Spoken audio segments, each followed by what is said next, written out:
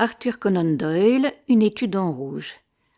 Ces chapitres que vous allez entendre reviennent sur le passé, qui va permettre de comprendre qui est l'individu que Holmes a démasqué et dont l'histoire a été lue précédemment. Nous voilà dans les plaines sèches de l'Utah. Un homme et une toute jeune enfant sont sauvés de la mort certaine par un groupe de Mormons passant près d'eux. Ils vont recueillir les deux personnages dans leur communauté à condition de respecter leurs conditions et leur mode de vie. Voici le chapitre 8. Bonne lecture. Une étude en rouge.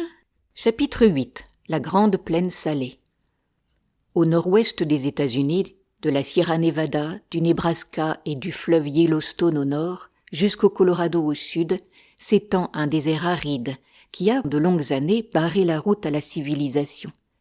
Dans cette région désolée et silencieuse, la nature s'est plu à réunir de hautes montagnes aux pics neigeux, avec des vallées sombres et mélancoliques, des rivières rapides qui s'engouffrent dans les canyons déchiquetés, avec d'immenses plaines blanches en hiver, grises en été, d'une poussière d'alcali salin.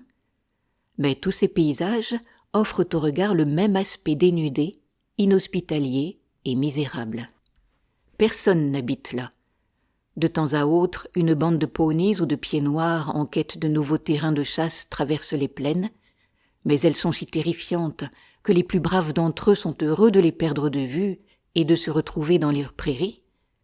Le coyote se faufile parmi les broussailles, le busard rôde dans l'air qu'il bat mollement de ses ailes, et dans les ravins, à pas lents, le lourdeau grizzly cherche la maigre pitance que lui fournissent les rochers. Tels sont les seuls habitants de ce lieu sauvage. Le panorama, qu'on peut contempler de la pente septentrionale de la Sierra Blanco, est du monde entier le plus morne. À perte de vue s'étale une vaste plaine, toute couverte de plaques de sel et parsemée de massifs de chaparral nains. Et dans tout cet espace, il n'y a aucun signe de vie. Nul oiseau dans le ciel bleu acier, nul mouvement sur le sol terne. Il y règne un silence absolu. Pas un bruit. Du silence, rien que du silence. Silence total, écrasant.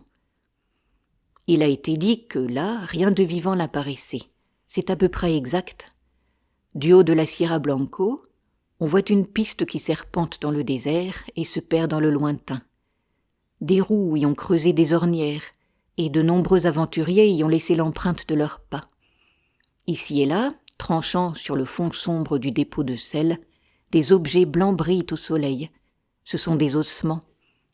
Les uns de grande dimension et grossièrement taillés, les autres plus petits et plus délicats. Les premiers ont appartenu à des bœufs, les seconds à des hommes. Sur une étendue de 2000 kilomètres, on peut retracer le chemin d'une caravane macabre au moyen de vestiges éparpillés des voyageurs tombés en route. Tel est le spectacle que, le 4 mai 1847, contemplait un homme solitaire. Son apparition aurait pu le faire passer pour le génie ou le démon de la région. Il aurait été difficile de dire s'il était plus près de 60 ans que de 40. Il avait l'air hagard et le visage décharné. Sa peau parcheminée était comme collée à ses pommettes saillantes. Ses longs cheveux bruns et sa barbe étaient striés de fils blancs. Ses yeux, enfoncés dans leur orbite, brillaient d'un feu étrange. Et la main qui serrait son fusil était d'une maigreur squelettique.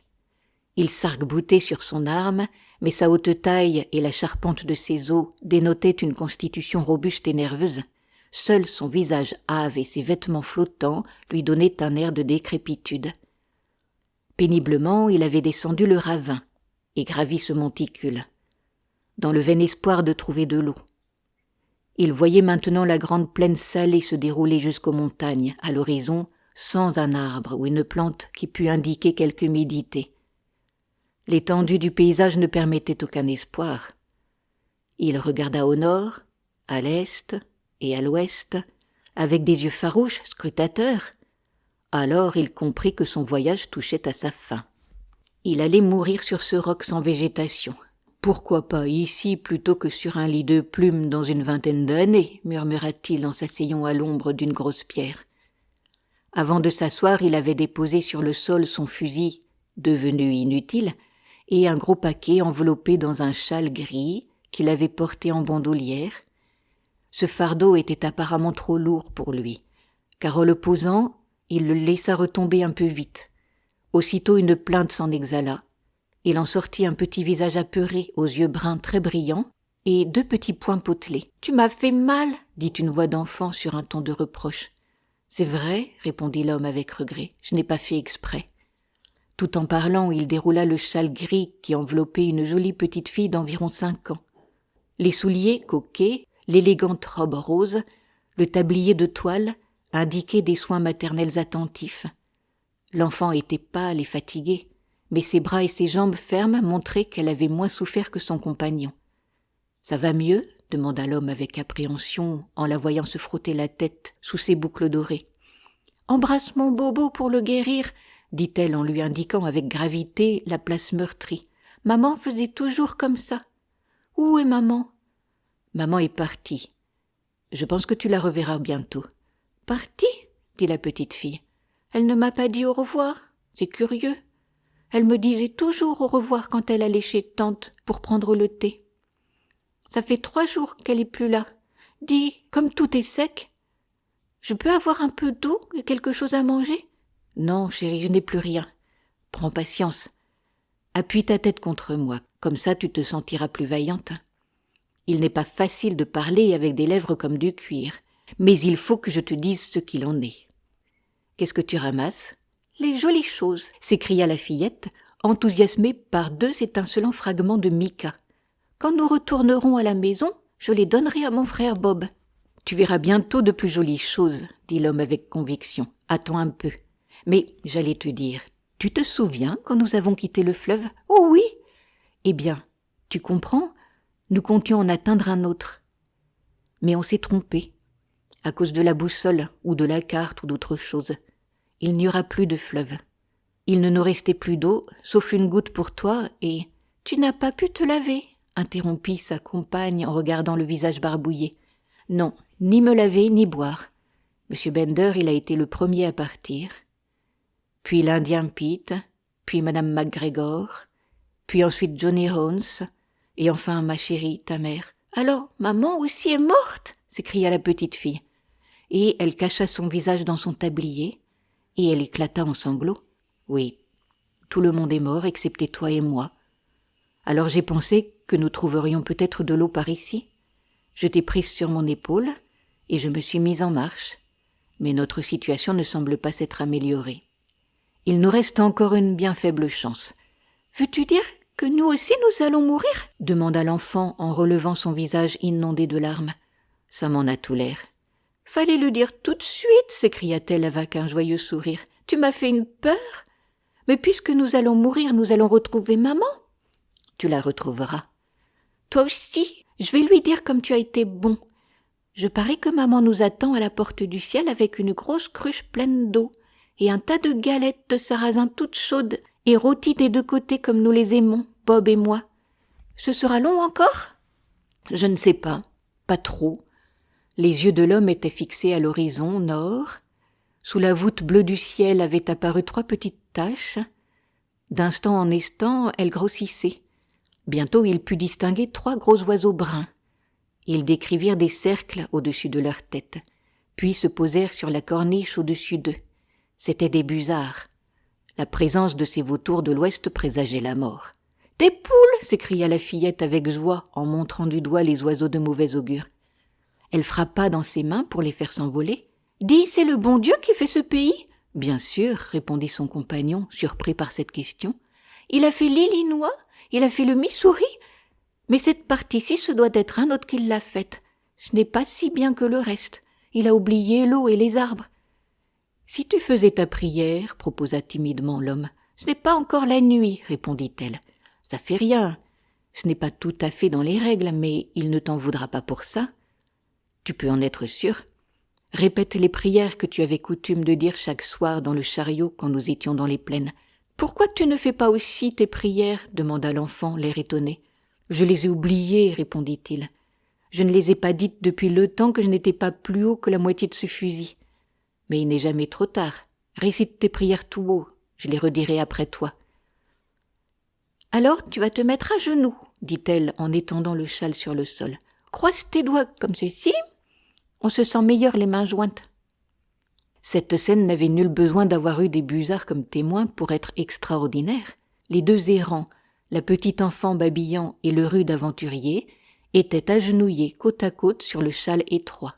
La frimousse, joufflue et le visage anguleux étaient tournés vers le ciel sans nuages pour implorer l'être terrible avec lequel ils se trouvaient face à face.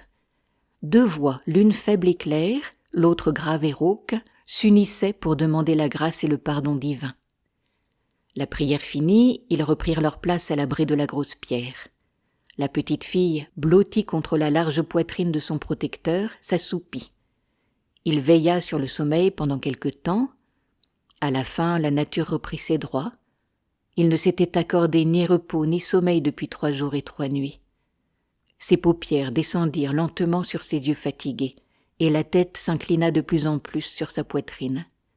La barbe grisonnante se mêla aux cheveux dorés. Il s'endormit à son tour du même sommeil que sa petite compagne, profond et sans rêve. S'il était resté éveillé 1 demi-heure de plus, il aurait vu un spectacle inattendu. Au loin, tout à l'extrémité de la plaine salée, à peine distincte du brouillard, un nuage de poussière s'éleva et grandit peu à peu. Seul un grand nombre d'êtres en mouvement pouvait en soulever un semblable. Il aurait pu s'agir d'un de ces énormes troupeaux de bisons qui broutent les prairies, mais le lieu était par trop aride pour qu'il en pût être question. Quand le tourbillon de poussière se rapprocha du rocher solitaire où dormaient nos 2 voyageurs égarés, il laissa entrevoir des chariots couverts de toiles et des cavaliers armés. C'était une grande caravane en route vers l'ouest. Et quelle caravane! Elle se déployait du pied des montagnes jusque par-delà l'horizon.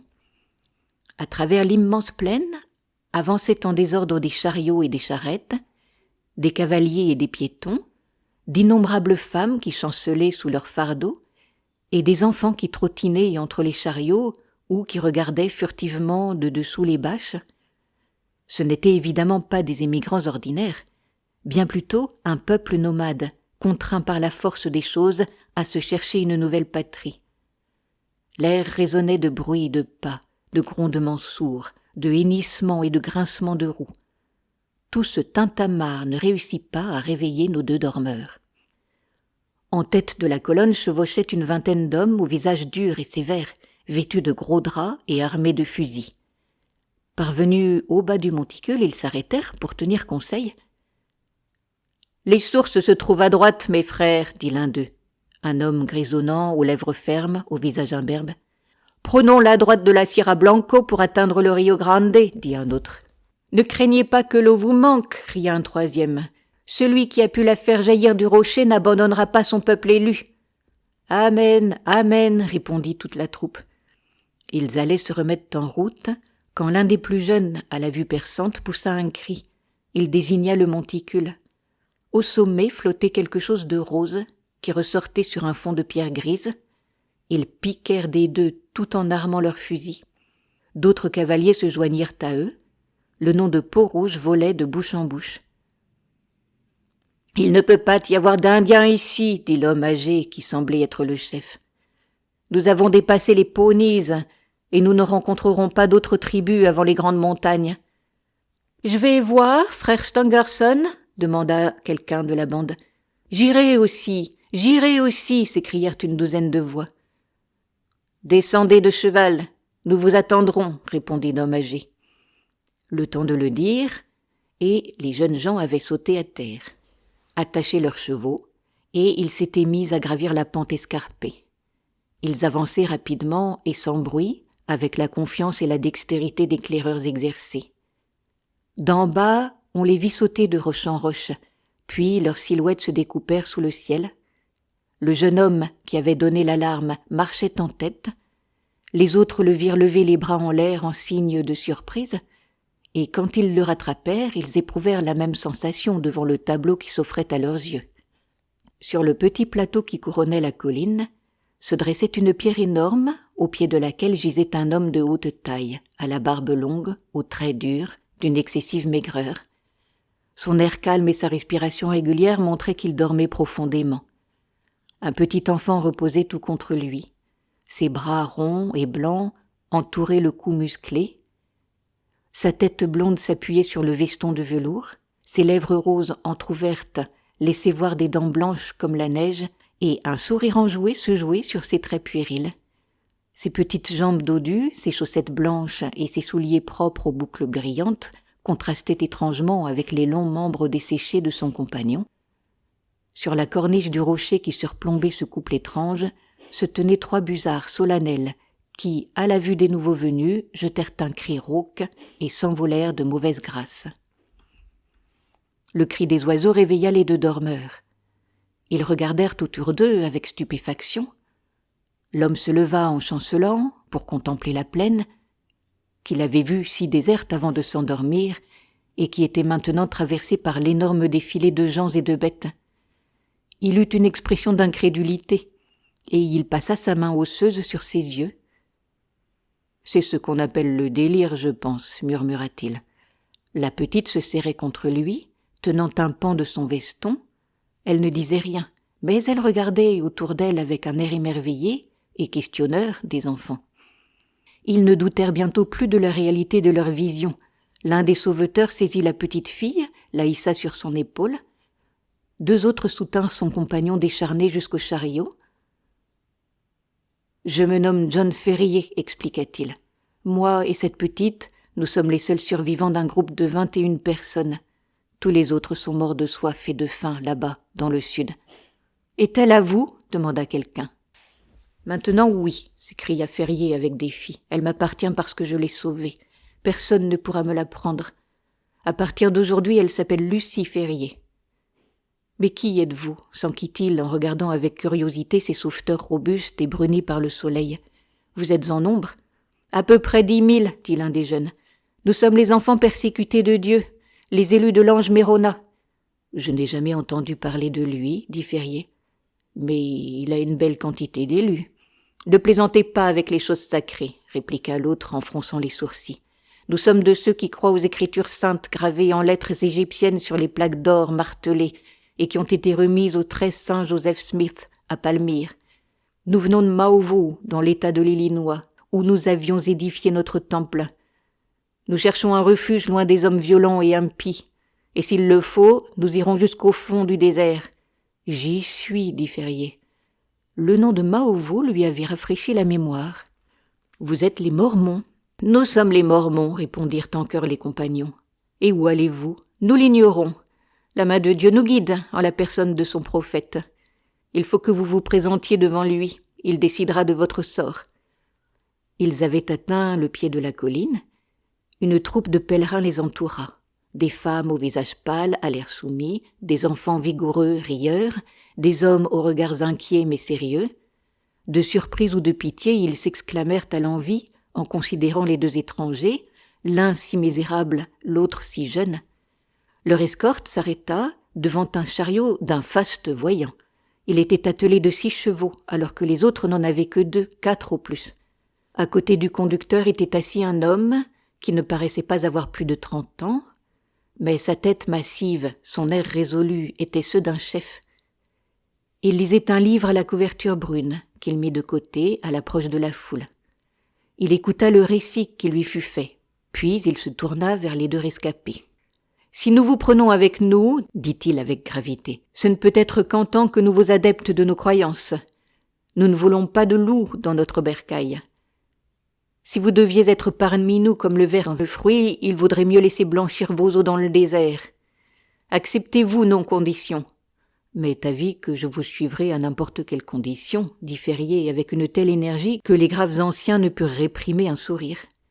Le chef resta impassible. « Emmenez-le, frère Stangerson, dit-il. Donnez-lui à boire et à manger. Occupez-vous de l'enfant. Vous aurez la tâche de lui apprendre notre sainte croyance. Nous avons assez tardé, en route. À Sion, en avant, crièrent les Mormons. Ces mots passèrent de bouche en bouche et se perdirent au loin dans un murmure confus. Il y eut des claquements de fouet et des grincements de roues. La caravane s'ébranla. De nouveau, elle ondula dans le désert. Le frère Stangerson conduisit les rescapés à son chariot. Un repas les y attendait. « Restez ici et reposez-vous, dit-il. Dans quelques jours, vous serez remis de vos fatigues. En attendant, rappelez-vous que notre religion est désormais la vôtre. Brigham Young l'a dit, et il a parlé avec la voix de Joseph Smith qui est celle de Dieu. Chapitre 9. La fleur de l'Utah. Ce n'est pas le lieu de rappeler les épreuves et les privations que subirent les fugitifs mormons avant de parvenir à leur port de salut. Depuis les rives du Mississippi jusqu'au versant occidental des montagnes rocheuses, ils avaient lutté avec une constance presque sans pareille dans l'histoire. Leur ténacité anglo-saxonne avait surmonté tous les obstacles que la nature avait suscités sur leur chemin. L'Indien, la bête féroce, la faim, la soif, la fatigue et la maladie. Cependant, leur longue pérégrination et les terreurs qu'ils durent vaincre avaient ébranlé le courage des plus vaillants. Tous s'agenouillèrent pour rendre grâce du fond du cœur quand ils virent à leurs pieds la grande vallée de l'Utah ensoleillée, et qu'ils apprirent de la bouche de leur chef que c'était la terre promise. Tout cet espace vierge leur appartiendrait à jamais. Young se montra vite un administrateur avisé autant qu'un chef résolu. On dessina le plan de la cité future, on partagea les fermes des environs proportionnellement à l'importance de chaque individu, on rendit le commerçant à son négoce et l'artisan à son métier. Des rues et des places apparurent comme par magie dans l'enceinte réservée à la ville, et à la campagne on draina, on planta des haies, on déboisa, on ensemença. L'été suivant, la terre fut entièrement dorée par les blés. Cette colonie étrange connut une prospérité générale. Le temple érigé au milieu de la ville s'agrandit sans cesse. Ce sanctuaire élevé à celui qui avait guidé les Mormons et qui les avait préservés de tant de dangers résonnait du matin au soir du bruit des marteaux et du grincement des scies. John Ferrier et la petite fille qu'il avait adoptée suivirent les Mormons jusqu'au bout. La petite Lucie voyagea assez agréablement dans le chariot de Stangerson l'Ancien, en compagnie de 3 épouses de Mormons et son fils, garçon volontaire et hardi, âgé de 12 ans. La souplesse de l'enfance lui permit de se remettre du choc causé par la mort de sa mère, et Lucie devint le chouchou des bonnes femmes. La vie en roulotte la conquit. De son côté, Ferrier se révéla, une fois rétabli, un guide précieux et un chasseur infatigable. Il gagna rapidement l'estime de ses nouveaux compagnons. Aussi, au terme du voyage, convint-on à l'unanimité de lui attribuer un lot de terrain égal à celui de chacun des autres, à l'exception des 4 principaux anciens, Young, Stangerson, Kimball et Draper. John Ferrier bâtit sur son terrain une solide maison de bois, qui devint, avec les années, par agrandissements successifs, une villa spacieuse. C'était un homme pratique, âpre au gain et habile de ses 10 doigts. Lové à une santé de fer, il consacra toutes ses journées à amender et à cultiver ses terres. Sa ferme et ses biens prospérèrent. Au bout de 3 ans, il était déjà mieux parti que ses voisins. 3 ans plus tard, c'était un homme aisé. 3 autres années encore, et il était devenu riche. Enfin, 12 ans après son établissement, il n'y avait pas dans tout Salt Lake City 6 hommes aussi fortunés que lui. De la grande mer intérieure aux lointaines montagnes de Waza, aucun nom n'était plus avantageusement connu que celui de John Ferrier. Il ne froissait la susceptibilité de ses coreligionnaires que sur un point. Rien n'avait pu le persuader de prendre plusieurs femmes à la manière des Mormons. Sur ce chapitre-là, il était inflexible, mais il ne s'expliquait pas. Certains l'accusaient de tiédeur à l'égard de sa nouvelle foi. D'autres encore parlaient de sa fidélité au souvenir de son premier amour, une jeune fille aux cheveux blonds morte de langueur sur les bords de l'Atlantique. Quelle qu'en fût la raison, Ferrier restait strictement célibataire. Pour le reste, il se conformait aux préceptes de la jeune colonie et passait pour un homme droit et orthodoxe. Lucie Ferrier grandit près de son père adoptif et l'aida dans toutes ses entreprises. L'air vif des montagnes et l'odeur balsamique des pins suppléèrent aux soins d'une mère ou d'une nourrice. Chaque année la formait plus grande et plus vigoureuse. Ses joues devenaient roses, sa démarche élastique. Le bouton se changeait en fleur. L'année où John Ferrier compta au nombre des richissimes fermiers, elle était la plus jolie américaine qu'on put trouver sur tout le versant pacifique. Ce ne fut pas le père qui découvrit le premier que l'enfant s'était faite femme. Il en est souvent ainsi. Cette transformation mystérieuse s'opère avec trop de subtilité pour qu'on puisse lui attribuer une date précise. La jeune fille elle-même ne s'en rend mieux compte jusqu'à ce que le son d'une voix ou le contact d'une main fasse tressaillir son cœur. Alors, avec fierté mêlée de crainte, elle découvre en elle une nature neuve, plus vaste que l'ancienne. Généralement, on se souvient de ce jour-là, ainsi que du petit incident qui a annoncé l'aube d'une vie nouvelle. Dans le cas de Lucie Ferrier, l'incident fut assez sérieux et influa non seulement sur sa destinée, mais sur celle de beaucoup d'autres. Par une chaude matinée de juin, les saints des derniers jours s'affairaient comme des abeilles dont ils avaient pris la ruche pour emblème. Le bourdonnement du travail humain emplissait les champs et les rues. Sur les roues poudreuses, de longues files de mules lourdement chargées, des troupeaux de moutons et de bœufs venant de lointains pâturages, et des convois d'immigrants, qui avaient l'air aussi harassés que leurs chevaux, se dirigeaient vers l'ouest. La fièvre de l'or avait éclaté en Californie, et pour s'y rendre, il fallait passer par la ville des élus. À travers la foule bariolée des gens et des bêtes, Lucie se fraya un chemin au galop, avec l'adresse d'une Amazone accomplie. Son beau visage était empourpré par l'exercice, et ses cheveux noisettes flottaient au vent. Elle ne pensait qu'à bien s'acquitter à la ville d'une commission que lui avait donnée son père. Elle s'y rendait comme toujours, à fond de train, avec l'intrépidité du jeune âge. Les aventuriers salis par la poussière des routes, et même les impassibles Indiens chargés de pelleteries l'admiraient au passage. Parvenue aux abords de Salt Lake City, elle trouva la route bloquée par un grand troupeau de bêtes à cornes que ramenaient des plaines une demi-douzaine de bouviers à la mine farouche. Dans son impatience, Lucie tenta de franchir cet obstacle. Elle poussa son cheval dans ce qui lui avait paru une trouée. Mais à peine s'y était-elle engagée que les bêtes se rejoignirent derrière elle. Elle était prise dans une masse mouvante de bœufs aux yeux féroces et aux longues cornes. Familiarisée avec le bétail, Lucie ne perdit pas son sang-froid. Elle profitait d'intervalles momentanés pour s'avancer. Par malchance ou à dessein, un bœuf encorna le flanc du Mustang qui se cabra, caracola et rua. La situation était critique. Chaque mouvement du cheval le mettait en contact avec les cornes et l'excitait davantage. Tout l'effort de Lucie était de se maintenir en selle, de peur d'être horriblement piétinée. Sa tête commençait à tourner, et elle relâchait sa prise sur les rênes. Le nuage de poussière et la transpiration des bêtes la faisaient suffoquer. Elle était à bout. Sur le point de s'évanouir, elle entendit une voix toute proche, et une main brunie, puissante, saisit par la gourmette le cheval emballé et tira rapidement Lucie du troupeau. « J'espère que vous n'êtes pas blessée, mademoiselle » interrogea respectueusement son sauveur. Elle leva les yeux sur son visage hâlé aux traits durs et sourit avec espièglerie. « J'ai eu la frousse, dit-elle naïvement. Qui aurait pensé que Poncho serait effarouché par des vaches ? Dieu merci, vous êtes resté en selle, fit-il. C'était un grand jeune homme à l'air sauvage. Il montait un robuste cheval rouan. Il portait l'habit d'un chasseur avec un fusil en bandoulière. Je suppose que vous êtes la fille de John Ferrier. Je vous ai vu sortir de chez lui. Quand vous le reverrez, demandez-lui s'il se souvient de la famille Jefferson Hope de Saint-Louis.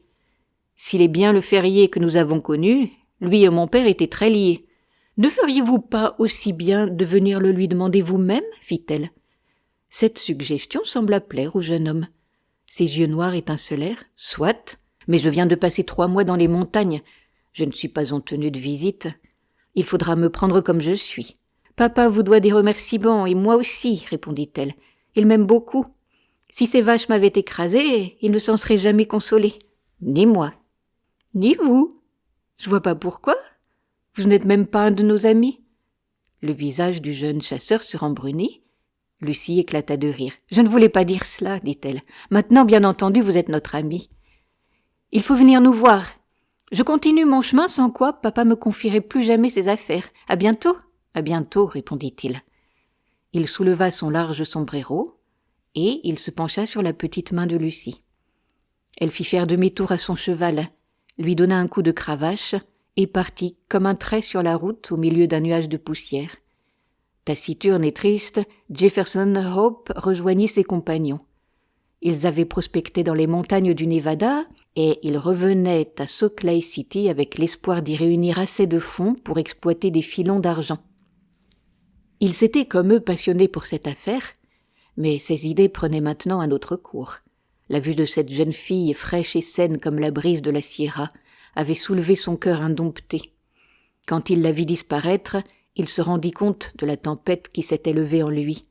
Désormais, les affaires d'argent ne pourraient pas lutter avec son amour.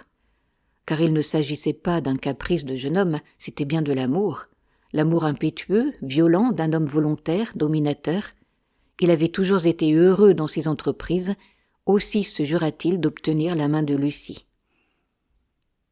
Il rendit visite à Ferrier le soir même. Il revint ensuite plusieurs fois. Bientôt, il fut un habitué.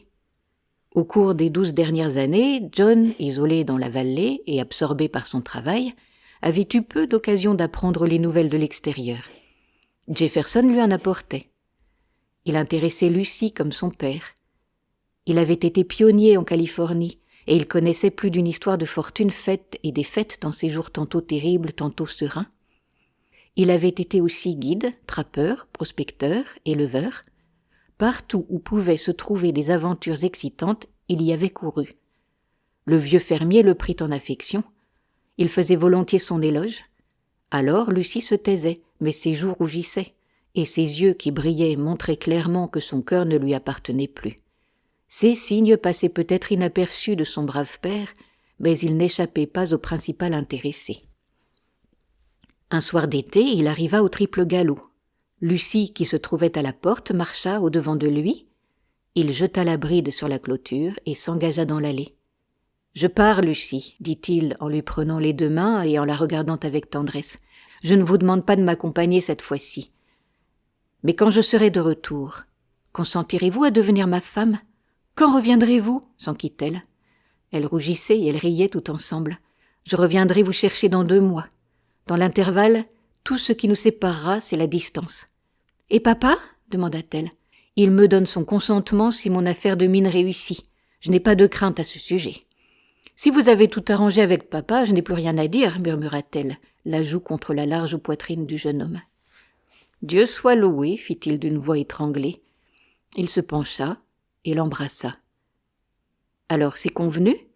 Si je m'attarde, je ne pourrai plus m'en aller. Les camarades m'attendent au canyon. Adieu, ma chérie, adieu. Dans 2 mois. » Il s'arracha de ses bras, sauta sur son cheval et piqua des 2 sans détourner la tête. Lucie le suivit des yeux jusqu'au moment où il disparut, puis elle quitta la grille pour rentrer chez elle. Elle était la plus heureuse fille de l'Utah. Chapitre 10. John Ferrier s'entretient avec le prophète.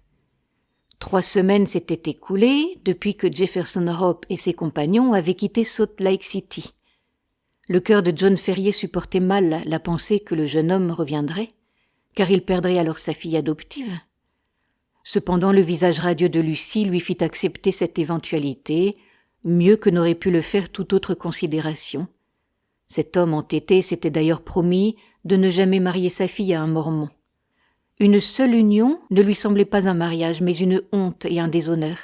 Sur ce point, il était inébranlable, quelle que fût son opinion sur le reste de la doctrine mormone.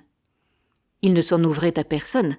À cette époque, il ne faisait pas bon émettre une idée non orthodoxe dans le pays des saints.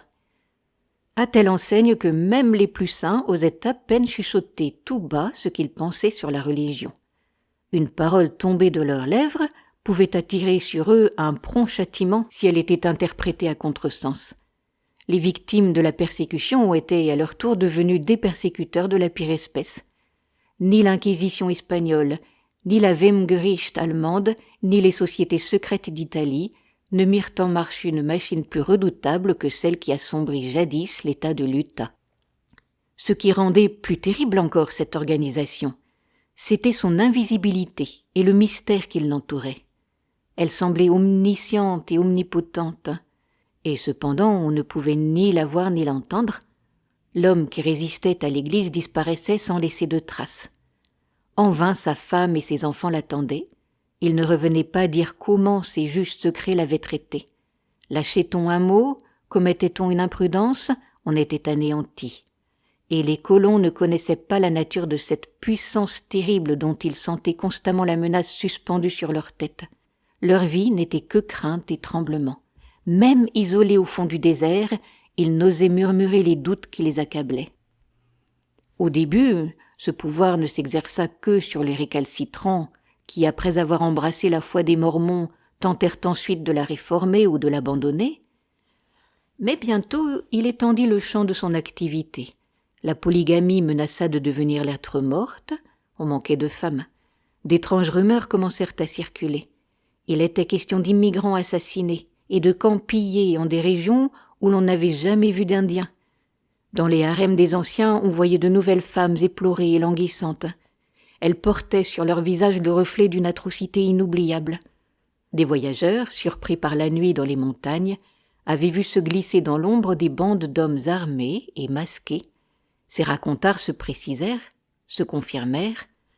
À la fin, un nom résuma tout, les anges vengeurs. C'est encore un nom sinistre et de mauvais augure dans des ranches solitaires de l'Ouest. La peur que cette organisation inspirait aux hommes s'accrut au lieu de diminuer quand ils la connurent mieux. On ne savait rien de ses membres. Les noms de ceux qui, sous prétexte de religion, se livraient à des actes de violence étaient soigneusement tenus secrets.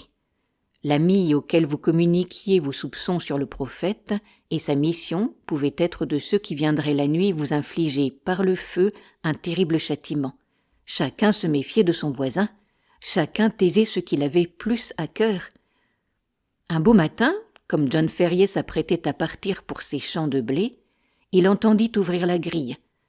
Il regarda par la fenêtre et vit dans l'allée un homme trapu, d'âge moyen, les cheveux d'un blond roux. Son sang ne fit qu'un tour.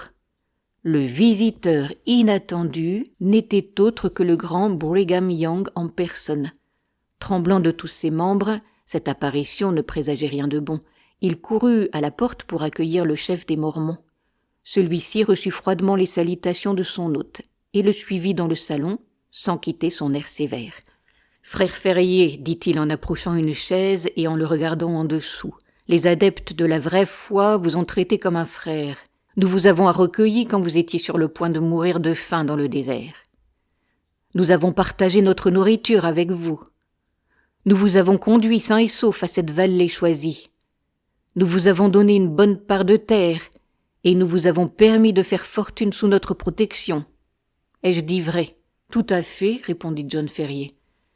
Nous vous avons demandé en retour une seule chose, embrasser la vraie foi et y conformer votre vie. Vous nous avez promis de le faire. Mais si la rumeur publique ne m'abuse, vous avez manqué à votre parole. Mais en quoi ? Demanda Ferrier en levant les bras en signe de protestation. N'ai-je pas donné à la caisse commune ? Est-ce que je n'ai pas assisté régulièrement aux offices ? Est-ce que je n'ai pas... Où sont vos épouses ? Demanda Young en regardant autour de lui. Faites-les venir que je les salue. Mais je ne me suis pas marié, je l'avoue, répondit Ferrier. Les femmes étaient rares, et il y avait beaucoup de partis plus avantageux. Du reste, je n'étais pas seule. Ma fille avait soin de moi. C'est de cette fille que je voudrais vous parler, dit le chef des Mormons. En grandissant, elle est devenue la fleur de l'Utah. Plusieurs de nos anciens la regardent de bon œil. John étouffa une plainte. À son sujet, continua Young, on raconte des histoires auxquelles je ne veux ajouter foi. On dit qu'elle est promise à un gentil. Ce ne peut être là qu'un commérage. Quel est le 13e article du code du Saint Joseph Smith ? Que chaque fille de la vraie foi épouse un des élus. Car si elle épouse un gentil, elle commet un péché grave. Vous qui faites profession de notre sainte croyance, vous ne laisseriez pas votre fille agir à l'encontre. John Ferrier ne répondit pas. Il jouait nerveusement avec sa cravache. Sur ce seul point, nous allons éprouver toute votre foi.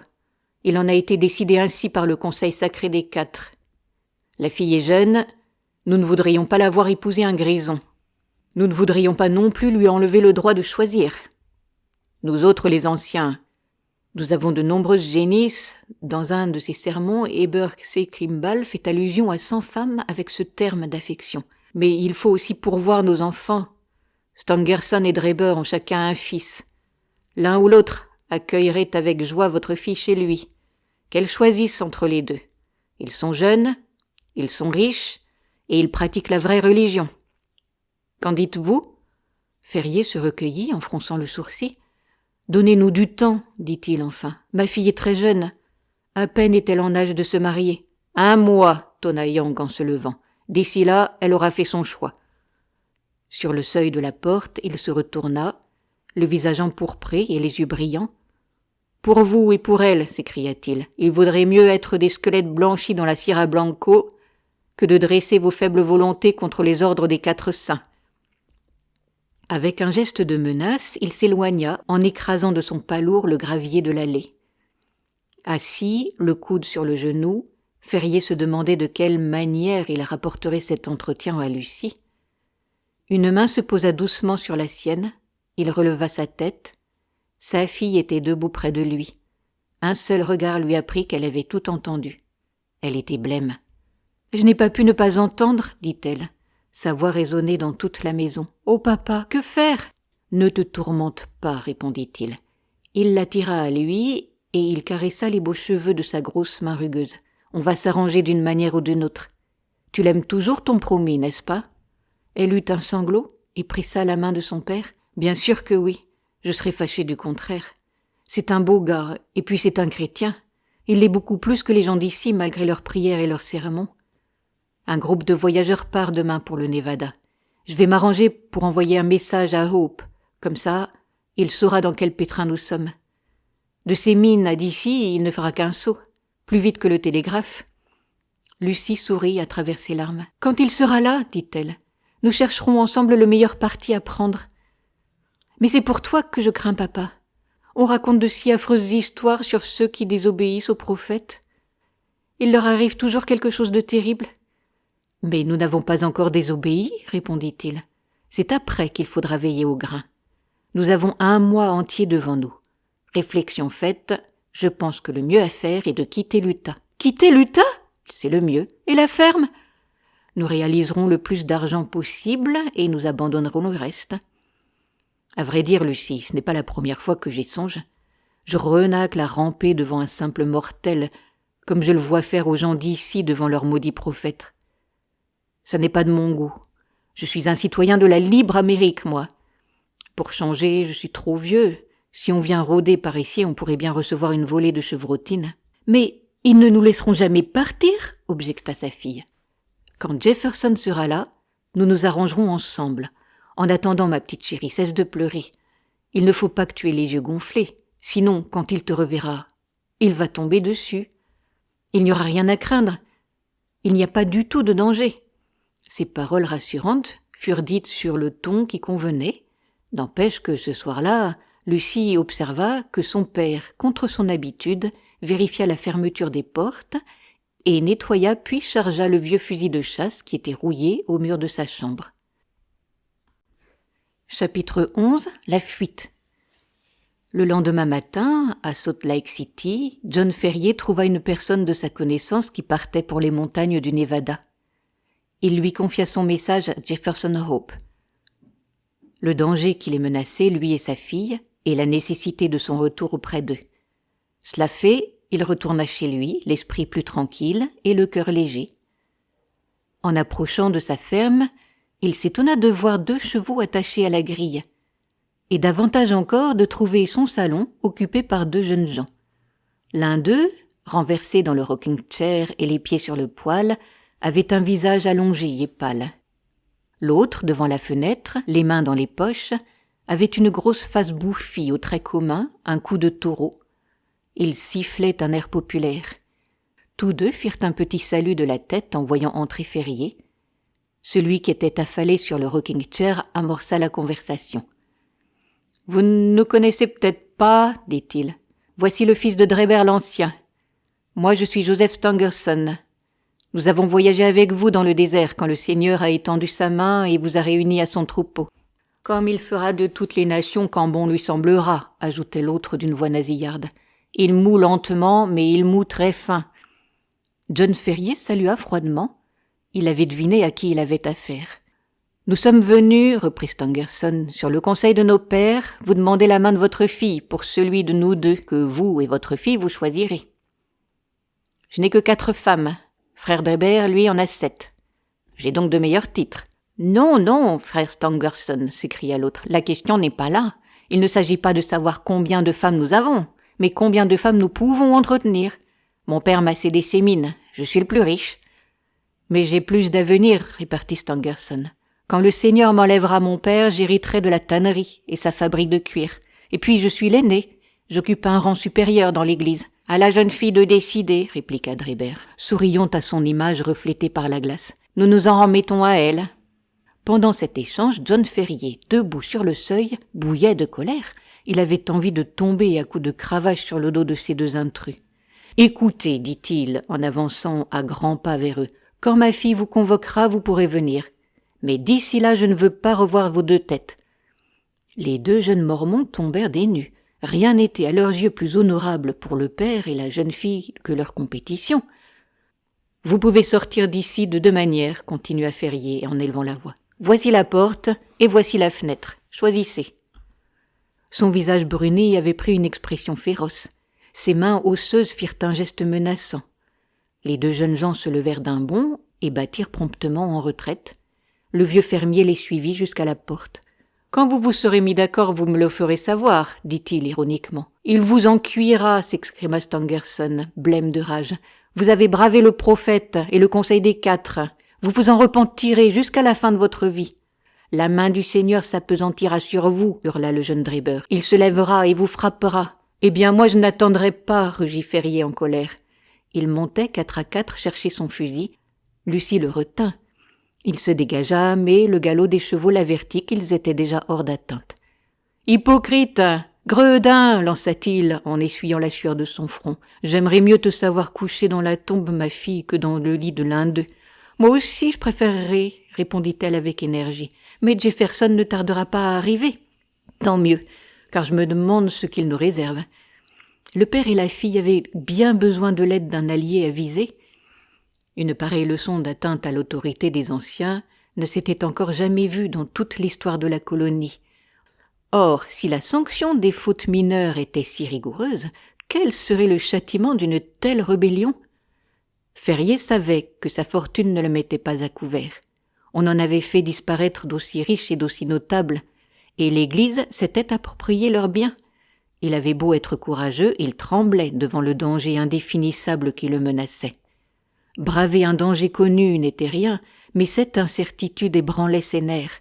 Il feignait l'insouciance pour dissimuler ses craintes à Lucie, mais avec la perspicacité de l'amour filial, Lucie devinait facilement son inquiétude.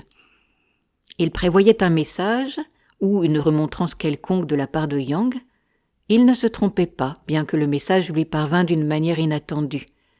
Quand il se leva le matin suivant, il trouva, à sa grande surprise, un feuillet épinglé au couvre-lit à la place de sa poitrine. On y avait écrit en caractères gras tout de travers « Tu as 29 jours pour t'amender et ensuite, point de suspension ». Les points de suspension étaient plus effrayants que la plus effrayante des menaces. John Ferrier se creusa la tête pour savoir comment cet avertissement était venu. Les domestiques couchaient dans une dépendance. Il avait vérifié la fermeture des portes et des fenêtres. Il froissa le papier et n'en dit mot à sa fille. Mais l'incident lui avait glacé le cœur. Les 29 jours, c'était évidemment ce qui restait du mois de réflexion que Young lui avait octroyé. Que pouvait la force ou le courage contre un ennemi jouissant d'un pouvoir aussi mystérieux ? La main qui avait fiché l'épingle aurait tout aussi bien pu le frapper au cœur. Le meurtrier était demeuré inconnu. Il fut encore tout troublé le lendemain. Il s'apprêtait à prendre son petit déjeuner en compagnie de Lucie, quand celle-ci poussa un cri de surprise et leva le doigt. Au milieu du plafond était griffonné comme au charbon le nombre 28. Lucie n'en comprenait pas la signification et son père ne la lui expliqua pas. Cette nuit-là, armé de son fusil, il monta la garde. Il ne vit ni entendit rien. Pourtant, au matin suivant, il trouva le nombre 27 en gros chiffres peints sur l'extérieur de la porte. Chaque matin, il trouva ainsi affiché le nombre de jours qui lui restaient sur le mois de grâce. Ses ennemis invisibles l'inscrivaient à différents endroits bien en vue, tantôt sur un mur, tantôt sur le parquet, d'autres fois sur de petits placards accrochés à la grille du jardin ou à un barreau de la clôture. Malgré sa vigilance, Ferrier ne pouvait découvrir comment ces avertissements quotidiens lui parvenaient. Rien qu'à les voir, une crainte quasi superstitieuse le bouleversait. Il devint hagard, agité. Ses yeux avaient le regard angoissé d'un animal traqué. Il gardait un espoir, le jeune chasseur du Nevada. Le nombre fatal était tombé de 20 à 15, puis de 15 à 10, sans que Jefferson eût donné de ses nouvelles. Les nombres allèrent diminuant un par un, toujours pas de nouvelles. Chaque fois que le vieux fermier entendait passer un cavalier sur la route, ou crier un conducteur après son attelage, il se précipitait à la grille. En vain. Quand il vit le nombre tomber de 5 à 4, puis à 3, le courage et l'espérance désertèrent son cœur. Sans aide, et connaissant mal les montagnes qui entouraient la colonie, comment s'évaderait-il? Les routes étaient surveillées d'une manière stricte. Personne ne pouvait les utiliser sans une permission du conseil. Et il avait beau chercher, il ne voyait aucun moyen de détourner le coup suspendu sur sa tête. Jamais, cependant, sa résolution ne faiblit. Les Mormons n'auraient pas sa fille. Ils mourraient plutôt. Un soir, il était seul et réfléchissait. Le matin même, on avait inscrit le chiffre 2 sur un mur. Ce serait ensuite le dernier jour du délai accordé. Qu'adviendrait-il? Son imagination était pleine de visions vagues et terribles. Et sa fille? Que ferait-on d'elle quand il ne serait plus là? Comment échapper au filet qui les enveloppait? Comment échapper au filet qui les enveloppait? Il laissa tomber sa tête sur la table et éclata en sanglots. Soudain il se redressa, il avait entendu un léger grattement, faible mais distinct dans le silence de la nuit. Ce bruit était venu de l'extérieur. Ferrier se glissa dans le vestibule, étendit l'oreille. Il y eut une brève pause. Puis le bruit, faible, insinuant, recommença. De toute évidence, quelqu'un frappait doucement à la porte. S'agissait-il d'un assassin venant à minuit exécuter la sentence du tribunal secret? Ou bien d'un agent marquant le chiffre du dernier jour? Bah, une prompte mort vaudrait encore mieux que cette attente qui lui figerait le sang. Il prit son élan, tira le verrou et ouvrit toute grande la porte. Dehors, tout était calme et silencieux. La nuit était brillante d'étoiles. Le fermier ne vit personne dans le petit jardin fermé par la clôture et la grille, ni sur la route. Il poussa un soupir de soulagement. Il regarda encore à droite, à gauche, enfin à ses pieds. Quelle ne fut pas sa surprise? Un homme était allongé sur le sol, face contre terre. Sidéré, Ferrier dut s'appuyer contre le mur et porter la main à sa gorge pour ne pas crier. Sa première pensée fut que l'homme était blessé, peut-être mourant. Mais il le vit ramper sur le sol et entrer dans le vestibule, aussi rapidement et silencieusement qu'un serpent. Une fois dans la maison, l'homme se dressa vivement sur ses pieds, pour fermer la porte. Il se retourna. Le visage farouche de Jefferson Hope apparut au fermier. « Bonté divine !» balbutia John Ferrier. « Que vous m'avez fait peur? Pourquoi diable êtes-vous entré comme ça ?»« Donnez-moi à manger !» dit l'autre d'une voix éraillée. « J'ai été 48 heures sans boire, ni manger. » Il se jeta sur le pain et la viande froide qui restait du repas de son hôte. « Comment va Lucie ?» demanda-t-il, sa faim apaisée. « Bien, » répondit Ferrier, « mais elle ne se doute pas du danger que nous courons. Tant mieux, la maison est gardée de tous côtés. Voilà pourquoi je suis venu en rampant. Ils sont peut-être malins, mais pas assez pour pincer un chasseur des montagnes de la Nevada. » John Ferrier se sentait un autre homme. Il saisit la main calleuse de son ami dévoué et la serra avec force. « Je suis fier de vous, dit-il. Il n'y en a pas beaucoup qui seraient venus partager notre danger et nos peines. »« Vous l'avez dit, » répondit le jeune chasseur. « J'ai du respect pour vous. Mais si vous aviez été seul dans cette affaire, j'y aurais regardé à 2 fois. C'est pour Lucie que je suis venu. Avant qu'il lui arrive le moindre mal, la famille Hope comptera un membre de moins. Qu'allons-nous faire? C'est demain le dernier jour. Si vous n'agissez pas cette nuit, vous êtes perdus. 2 chevaux et une mule nous attendent au canyon de l'Aigle. Combien d'argent avez-vous? 2 000 $ en or et 5 000 en billets. Cela suffit. J'en ai autant. Il faut nous rendre à Carson City par les montagnes. Faites lever Lucie. C'est une chance que les domestiques ne couchent pas dans la maison. » Pendant l'absence de Ferrier, Jefferson Hope fit un petit paquet de tout ce qu'il put trouver de comestible et il emplit d'eau une jarre de grès. Il savait par expérience que dans les montagnes les sources sont rares. À peine avait-il terminé ses préparatifs que le fermier revint avec Lucie tout habillée, prête à partir. Les épanchements entre les amoureux furent tendres, mais bref, il n'y avait pas une minute à perdre. « Partons tout de suite », dit Jefferson Hope, de la voix basse mais résolue d'un homme qui a mesuré la grandeur du péril, mais qui s'est armé de courage pour l'affronter. Le devant et le derrière de la maison sont surveillés, mais en faisant bien attention, nous devrions pouvoir nous enfuir par une fenêtre sur le côté, et de là à travers les champs. Une fois sur la route, nous ne serons plus qu'à 3 kilomètres du ravin où nos montures attendent. À l'aube, nous devrions être en pleine montagne. « Et si on nous arrête ?» dit Ferrier. Hope frappa la crosse du revolver qui gonflait sa tunique. « S'ils sont trop nombreux, dit-il avec un sourire sinistre, nous en emmènerons 2 ou 3 avec nous. » Ils avaient éteint les lumières. De la fenêtre, Ferrier contempla pour la dernière fois ses champs. Il s'était longtemps préparé à en faire le sacrifice. L'honneur et le bonheur de sa fille lui importaient beaucoup plus que sa fortune. Tout respirait une paix profonde. Les arbres au bruissement léger et les grands champs de blé silencieux, le moyen de croire que des meurtriers s'y tenaient tapis à l'affût. Cependant, le visage blême et l'expression figée du jeune chasseur en disaient long sur ce qu'il avait dû observer en s'approchant de la maison. Ferrier porterait le sac d'or et de billets, Jefferson Hope les maigres provisions, et Lucie un petit paquet. Ces choses les plus chères.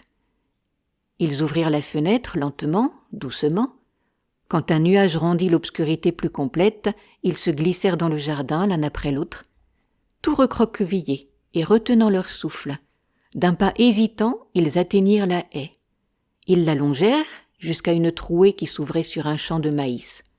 Là, le jeune homme saisit le bras de ses compagnons et les fit entrer dans l'ombre, où ils restèrent muets et tremblants. Ayant heureusement vécu dans la prairie, Jefferson Hope avait l'oreille très fine. Lui et ses amis venaient de se tapir, quand, à quelques mètres d'eux, se fit entendre le triste ululement d'un hibou, auquel répondit immédiatement un autre un peu plus loin. Au même instant, une ombre déboucha de la trouée et répéta le même signal plaintif. Un deuxième homme surgit. « Demain, à minuit, ordonna le premier. Quand l'engoulevent aura crié 3 fois. Entendu, dit l'autre. Je préviens frère Drebert, transmets-lui l'ordre. Lui le transmettra aux autres. 9 à 7, 7 à 5, répondit l'autre. Les 2 ombres se séparèrent. Les dernières paroles échangées étaient sans doute des mots de passe. Le bruit des pas se perdit au loin. Jefferson se releva d'un bond, il aida ses compagnons à passer par la trouée, et il les mena à travers champs en courant de toutes ses forces. « Dépêchez-vous, dépêchez-vous » les exhortait-il de temps en temps d'une voix entrecoupée. « Nous franchissons le cordon des sentinelles, tout dépend de notre rapidité. Dépêchez-vous » Il soutint et porta presque la jeune fille hors d'haleine. Une fois sur la route, ils foncèrent à grandes enjambées. Ils n'aperçurent qu'un seul homme. Encore celui-ci ne les reconnut-il pas. Ils avaient eu le temps de se cacher dans un champ. Un peu avant la ville, ils prirent le sentier caillouteux qui conduisait aux montagnes. Au-dessus d'eux se dressaient 2 pics sombres et dentelés. Le défilé qui les traversait, c'était le canyon de l'Aigle, où attendaient les chevaux et la mule. Avec un instinct infaillible, Jefferson Hope se dirigea parmi de grosses pierres, puis le long du lit d'un torrent desséché, vers un endroit retiré derrière les rochers. C'était là qu'il avait attaché les bêtes. La jeune fille s'assit sur la mule, et son père, qui avait le sac à argent, enfourcha l'un des chevaux. Jefferson Hope ouvrit la marche dans le col escarpé et dangereux. Chemin effroyable pour quiconque n'était pas habitué aux pires sautes d'humeur de Dame Nature.